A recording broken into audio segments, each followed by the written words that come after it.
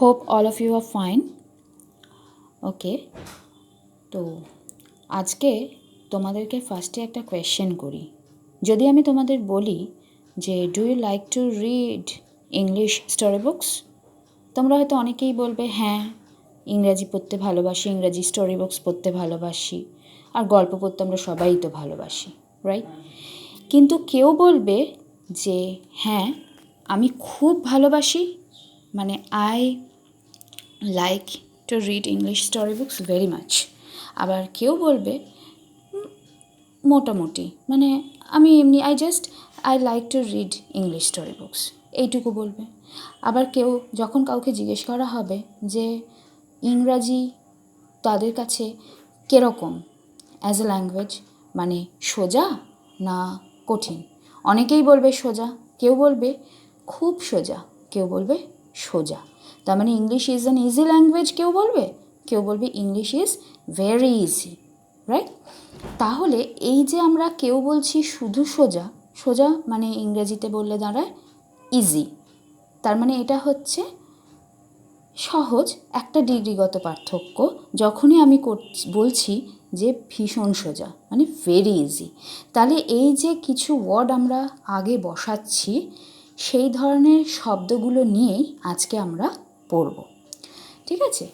এখন দেখো নিচের এই শব্দগুলোকে দেখো, এই সেন্টেন্সগুলোকে দেখো।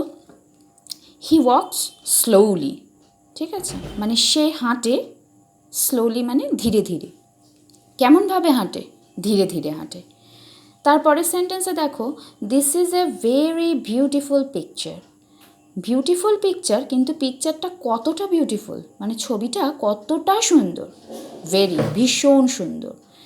আবার বলছে যে this can be done more easily, মানে এটা অনেক বেশি সোজাভাবে করা যায়, মানে কাজটা করা যায় সোজাভাবে। কতটা সোজাভাবে? না, অনেক বেশি সোজাভাবে, মানে তুলনামূলকভাবে সহজভাবে কাজটা করা যায়।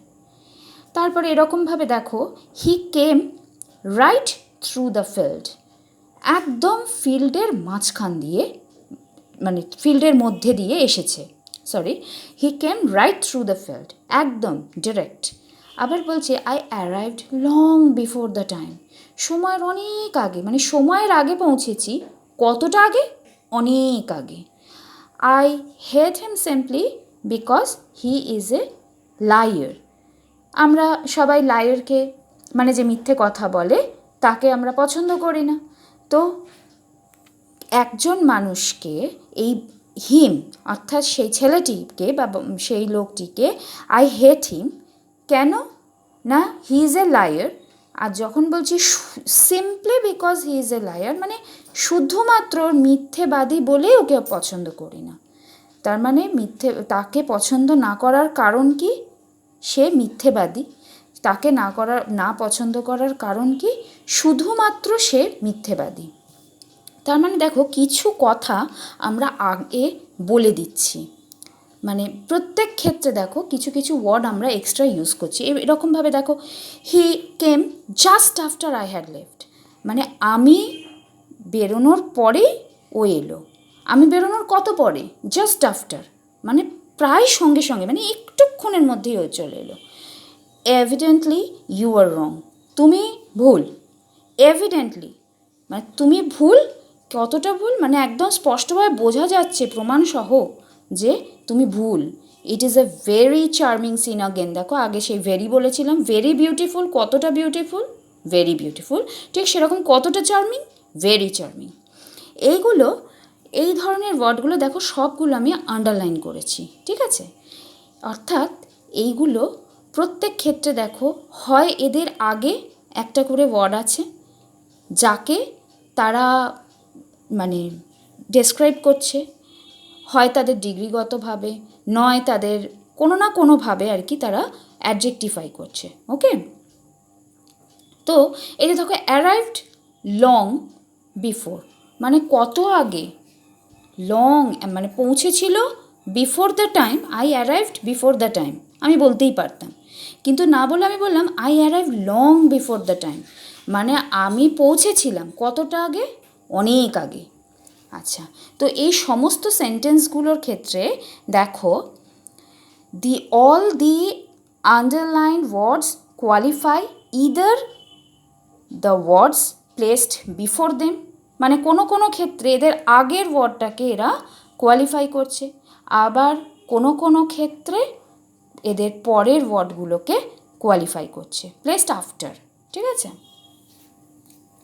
তো এখন আমরা দেখব যে সেন্টেন্স এতে দেখো রয়েছে যে হি ওয়াকস স্লোলি ছিল, তার মানে স্লোলি ডেসক্রাইব করছে কাকে বা কোয়ালিফাই করছে কাকে, দ্য ভার্ব ওয়াকস, মানে হাউ ডাজ হি ওয়াক, কেমনভাবে হাঁটে সে, স্লোলি, ধীরে ধীরে হাঁটে, সে হাঁটে বাট কীভাবে, slowly.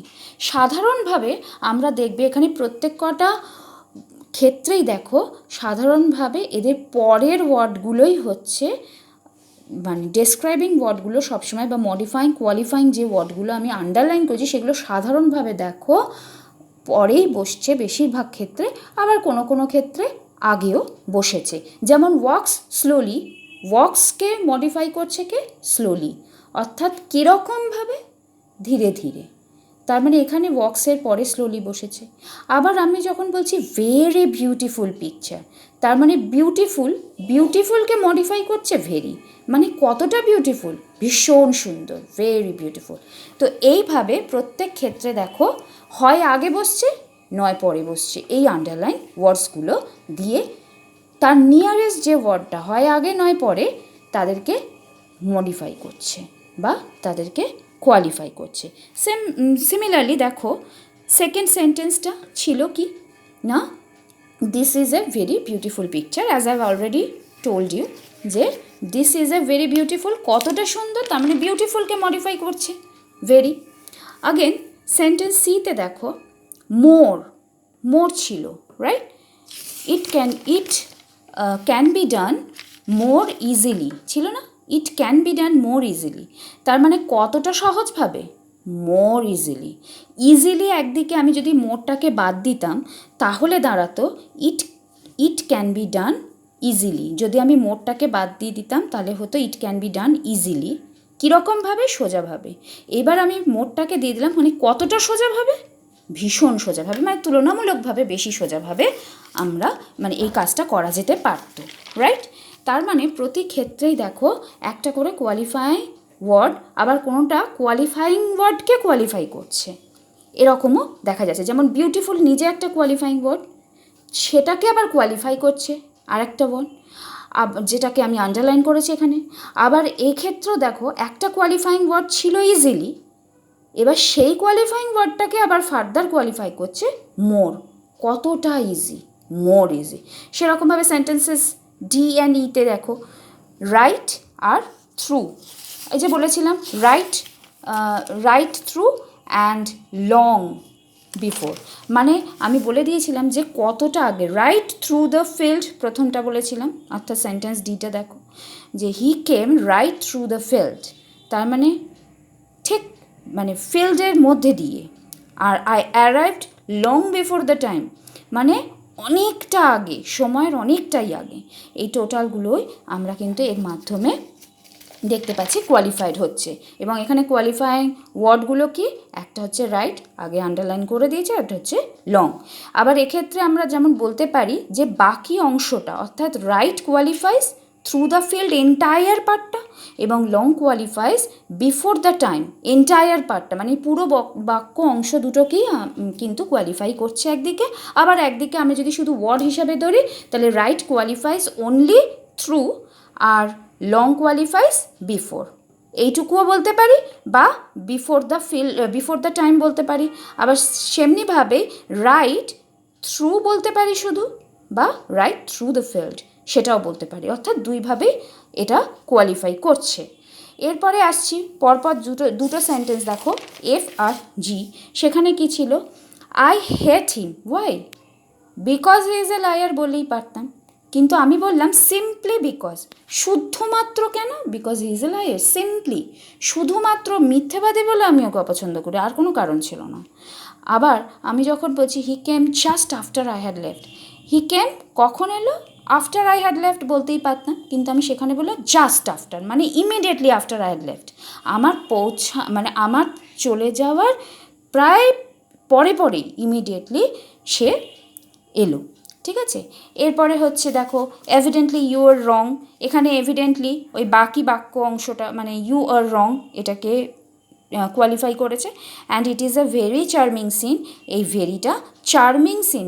How is the scene, সিনটা কীরকম চার্মিং, সেইটাকে এই চার্মিংটা আবার কতটা চার্মিং, মানে চার্মিং নিজে একটা অ্যাডজেক্টিভ ছিল, মানে কোয়ালিফাইং ওয়ার্ড ছিল, সেই কোয়ালিফাইং ওয়ার্ডকে ফার্দার কোয়ালিফাই করছে ভেরি, তাই ভেরিকে আমি আবার আন্ডারলাইন করেছি। নাও এই ধরনের ওয়ার্ডসগুলো যে কোয়ালিফাইং ওয়ার্ডসগুলো, এগুলোকে we may say all these above words modify some other parts of speech or sentence, right? তার মানে আমরা বলতে পারি যে এই সমস্ত আন্ডারলাইন ওয়ার্ডসগুলো হয় তারা অন্য কোনো পার্ট অফ স্পিচকে মডিফাই করে বা কোয়ালিফাই করে, বা কোনো সেন্টেন্সকেই মডিফাই করে। যেমন সেন্টেন্সের ক্ষেত্রে আমি বলে দিলাম ইভেনচুয়ালি এভিডেন্টলি ইউ আর রং। এভিডেন্টলিটা যদি আমি বলি এটা একটা মডিফাই করছে, তাহলে কাকে মডিফাই করছে, ইউ আর রং এন্টায়ার সেন্টেন্সটাকে কিন্তু মডিফাই করছে ইভেনচুয়ালি। তাহলে এই ধরনের কোয়ালিফাইং ওয়ার্ডসগুলোকে বলা হয় adverbs. Okay, adverbs, something adding to the, something is added to the verbs. Actually যদি আমি মানেটা দেখাই শুধুমাত্র, তাহলে something is added to the verbs called adverbs. কিন্তু তাহলে হোয়াট ইজ অ্যান অ্যাডভার্ব? আমরা তো দেখতে পেলাম যে শুধুমাত্র ভার্বের ক্ষেত্রে নয়, ভার্ব অর্থাৎ ক্রিয়াপদ আমরা সবাই জানি যে যে পদের মাধ্যমে কোনো কাজ বা ক্রিয়া বোঝায় তাকে অ্যাডভার্ব বলা হচ্ছে, রাইট? তো তাকে ভার্ব বলা হচ্ছে, সরি। এবং সেই ভার্বকে কে কোয়ালিফাই করছে, মানে সেই ভার্বের সঙ্গে যখন কিছু অ্যাড করা হচ্ছে, যোগ করা হচ্ছে, তখন তাকে বলা হচ্ছে অ্যাডভার্ব। কিন্তু সব ক্ষেত্রে কি শুধুমাত্র ভার্বকেই কোয়ালিফাই করে এই ওয়ার্ডগুলো, অ্যাডভার্ব নামক ওয়ার্ডগুলো? না, তা নয়। কারণ আমি যেমন বলেছিলাম যে charming scene, very charming scene, very beautiful picture, তার মানে very charming, very beautiful charming এগুলো নিশ্চিতভাবে এগুলো কোনো ভার্ব নয়। তাহলে আমরা বলতে পারি অ্যাডভার্ব কি, হোয়াট ইজ অ্যান অ্যাডভার্ব যদি বলে, তার মানে তাহলে দাঁড়ায় যে an adverb is a word, adverb হলো একটি শব্দ which generally qualifies a verb, an adjective or another adverb. ওই যে আমি বলেছিলাম this could be done more easily in sentence C. Sentence সিতে আমি বলেছিলাম যে মোর ইজিলি, দেখো এই মোর ইজিলি মানে একে হচ্ছে ডানটা ভার্ব ছিল, this can be done easily, অর্থাৎ কীভাবে করা যেতে পারে, ইজিলি, সহজভাবে। তার মানে ভার্বটাকে এখানে কোয়ালিফাই করছে কে, ইজিলি। তার মানে এটা একটা অ্যাডভার্ব ছিল। আবার এই ইজিলি অর্থাৎ এটা নিজে একটা অ্যাডভার্ব, তাকে আবার কে কোয়ালিফাই করছে, মোর। তার মানে এটা হয়ে গেল অ্যাডভার্বের অ্যাডভার্ব, অ্যাডভার্বকে কোয়ালিফাই করছে অ্যানাদার অ্যাডভার্ব। তো তার মানে আমরা বুঝলাম যে adverb is a word which generally qualifies a verb, an adjective or another adverb. কিন্তু শুধুই তাই নয়, কারণ আমরা সেন্টেন্সকেও কোয়ালিফাই করতে দেখেছি, প্রিপোজিশন, কনজাংশন, আরও অন্যান্য পার্টস অফ স্পিচকেও কোয়ালিফাই করতে দেখেছি। সো বলতে পারি ইট also qualifies a sentence or any part of speech, যে কোনো part of speech except a noun and a pronoun. Noun pronoun ছাড়া বাকি যে কোনো পার্ট অফ স্পিচকে কোয়ালিফাই করতে পারে অ্যাডভার্ব, এবং নাউন প্রোনাউন ছাড়া বাকি যে কোনো পার্ট অফ স্পিচের সাথে সাথে যে কোনো কিছু সেন্টেন্সকেও কিন্তু অ্যাডভার্ব কোয়ালিফাই করতে পারে। তাই আমি বলেছি it also qualifies a sentence or any part of speech. Okay, এখন আছে যেটা হচ্ছে ক্লাসিফিকেশন অফ অ্যাডভার্বস। ওকে, অ্যাডভার্বের ক্লাসিফিকেশন, অর্থাৎ অ্যাডভার্ব কত রকমের হয়। যে কোনো জিনিসেরই যেমন আমরা জানি অনেক রকম, যেমন নাউনের ক্ষেত্রে আমরা জানি যে নাউনের অনেকগুলো ভাগ আছে, ঠিক সেরকম যেমন প্রপার নাউন, কমন নাউন এরকম করে, ঠিক সেরকমভাবে অ্যাডভার্বেরও কতগুলো ভাগ আছে। কিন্তু অ্যাডভার্বকে মেনলি আমরা তাদের ইউজের ওপর ডিপেন্ড করে, অ্যাকর্ডিং টু দেয়ার ইউজ, মানে ইউজের ওপরে নির্ভর করে অ্যাডভার্বকে আর ডিভাইডেড ইন্টু 3 ক্লাসেস, 3টে শ্রেণীতে ভাগ করা যায়। কি কি 3টে শ্রেণী? একটা হচ্ছে simple or independent, okay, simple or independent adverb. একটা হচ্ছে কনজাংটিভ অর রিলেটিভ অ্যাডভার্ব, আর একটা হচ্ছে ইন্টারোগেটিভ অ্যাডভার্ব। ওকে, এখন এই 3টে ভাগে যখন ভাগ করা যায় তার মানে 3টের আলাদা আলাদা মিনিং আছে। Simple or independent adverb merely qualify word or sentence. Okay, simple or independent adverbs merely qualify word or sentence, অর্থাৎ শব্দকে বা কোনো বাক্যকে শুধু কোয়ালিফাই করে। তো এই হচ্ছে সিম্পল অর ইন্ডিপেন্ডেন্ট অ্যাডভার্বসের কাজ। তাহলে এই অ্যাডভার্ব, সিম্পল আর ইন্ডিপেন্ডেন্ট অ্যাডভার্বগুলোকে আমরা ফার্দার আরও কতগুলো সাবডিভিশনে ভাগ করতে পারি, সেগুলো আমরা পরে আলোচনা করছি। আচ্ছা, এরপরে যেটা আসছে সেটা হচ্ছে কনজাংটিভ অর রিলেটিভ অ্যাডভার্ব। সেটা কোয়ালিফাই করে একটা ওয়ার্ডকে এবং তার সাথে দুটো ক্লজকে কানেক্ট করে। আচ্ছা, এর সাথে সাথে আমরা জানবো যে ইন্টারোগেটিভ অ্যাডভার্ব, সেটা কি? Used in asking question, direct or indirect. দু ধরনের কোয়েশ্চেন হয়। আমি বলতে পারি যে তুমি কি যাবে, এইভাবেও যেমন কোয়েশ্চেনটা ডিরেক্ট করতে পারি, তেমন বলতে পারি যে তোমার কি আর যাওয়া হবে, সেটা হচ্ছে ইনডিরেক্টলি আমি কোয়েশ্চেনটা করলাম। তো ডিরেক্ট হোক ইনডিরেক্ট হোক, যে কোনো রকমের কোয়েশ্চেনের ক্ষেত্রে এই ইন্টারোগেটিভ অ্যাডভার্বগুলো ব্যবহার হয়। এখন আমি আগেই, as I have already said that simple or independent adverbs can be further subdivided into many classes according to their meanings. ওকে, তাদের মানে অনুযায়ী তাদেরকে, মানে অর্থ অনুযায়ী তাদেরকে আরও কতগুলো ভাগে ভাগ করছি আমরা। মোটামুটিভাবে এই ভাগগুলো different kinds of grammar books basically show this divisions in different ways. তো সেই জন্য আমি এখানে মোটামুটি একটা ডিভিশন করেছি, একবার দেখে নাও। একটা হচ্ছে adverbs of time and frequency, মানে টাইম এবং ফ্রিকোয়েন্সিকে একসাথে দিয়েছি। একটা হচ্ছে অ্যাডভার্ব অফ প্লেস, তারপরে adverb of manner or quality, এটা অনেকেই ভেঙে দেয় আলাদা আলাদা করে।